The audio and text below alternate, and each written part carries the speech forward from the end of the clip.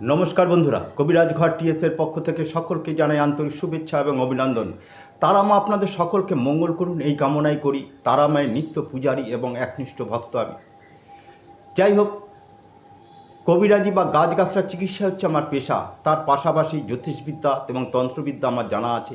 যদি কারোর প্রয়োজন লাগে বলবেন, ফোন করবেন, আশা করি ঠকবেন না, সঠিক পরামর্শ পাবেন। যদি কেউ হাতের রেখা বিচার করতে চান কিংবা কুষ্ঠি বিচার করতে চান আমাকে জানাবেন, কোনো টাকা পয়সা লাগে না।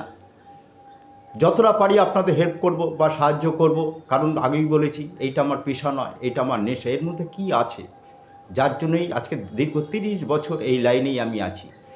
যাই হোক, আজকে যে বিষয়ে আলোচনা করছি সমস্যা, কিছু সমস্যা আছে যেগুলো দেখবেন হয়তো কিছুদিন থাকে আবার মিটেও যায়।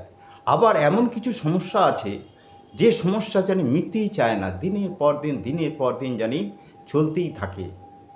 তাহলে এইখান থেকে আবার আর একটা সমস্যা আছে যে এক সময় পরিবারের কোনো সদস্য দেখুন যে এক সমস্যা মিটতে না মিটতে আরেক সমস্যা এসে হাজির হচ্ছে। এই রকম পরিস্থিতি যদি আপনারা পড়তে থাকেন তাহলে এই পরিস্থিতি থেকে বাঁচতে বা এই পরিস্থিতি থেকে পরিত্রাণ পেতে কি করবেন?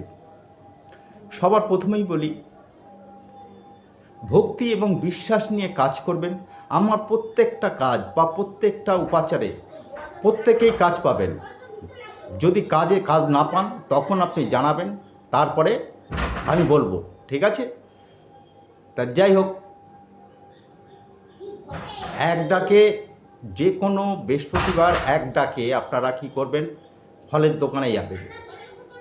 সেই ফলের দোকান থেকে আপনারা কি করবেন, এক ডাকে একটি বেদানা নেবেন। এক ডাকে একটি বেদানা কিনবেন, বেদানাটা নিয়ে এসে আপনারা ঠাকুরের স্থানে রাখবেন।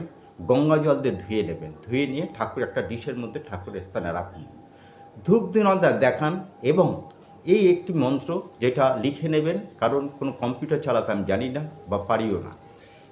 ওম নমো ভগবতে বাসুদেবায় নম, ওম নমো ভগবতে বাসুদেবায় নম। এই মন্ত্রটি 21 বার বলবেন।